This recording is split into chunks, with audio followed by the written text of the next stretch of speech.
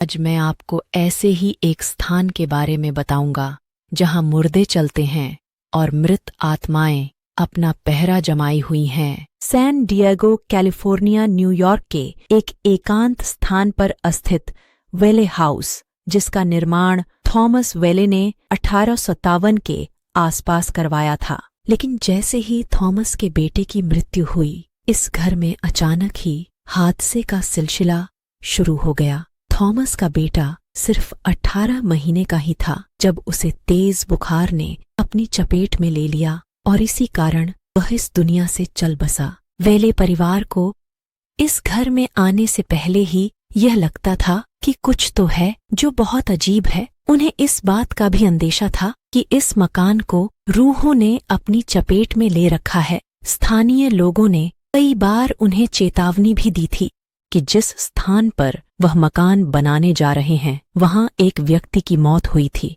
लेकिन उन्होंने इस बात पर विश्वास नहीं किया और मकान के निर्माण का काम जारी रखा और इसमें रहने भी आ गए। लेकिन उस मृत आदमी की रूह ने उन्हें हर समय परेशान किया। बेटे की मौत के कुछ समय बाद थॉमस के घर 2 बेटे और 1 बेटी का जन्म हुआ और कुछ ही समय बाद एक गंभीर बीमारी की चपेट में आकर उसकी पत्नी की मौत हो गई। कुछ साल के बाद जब उनके बड़े बेटे का तलाक हुआ तो इस सदमे को सहन न कर पाने के कारण उनके बड़े बेटे ने आत्महत्या कर ली। वहीं उनकी बेटी आलिया, जो शादी के बाद उन्हीं के साथ वेले हाउस में रह रही थी, उनके पति की भी मौत हो गई।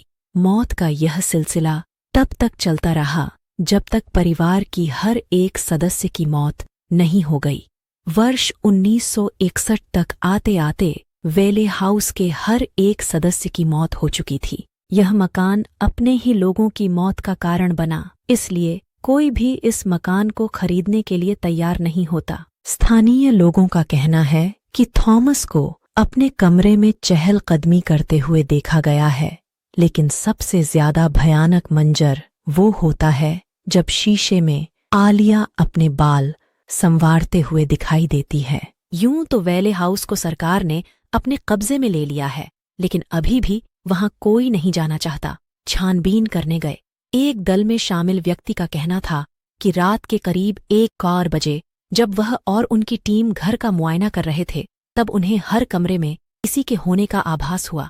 उन्हें एक औरत भी चलती हुई दिखाई दी, लेकिन जब उस पर टॉर्च की रोशनी डाली गई तो वह दरवाजे में समा गई। जब औरत को दरवाजे में समाते हुए देखा तो सभी लोगों की हालत खराब हो गई और सभी लोग वहां से भाग निकले। लोगों का मानना है कि वेले हाउस में जितने भी लोगों की मौत हुई, आज भले ही वह इंसानी शरीर के साथ इस दुनिया में नहीं है, लेकिन आत्मा बनकर वह आज भी वहीं भटक रही हैं।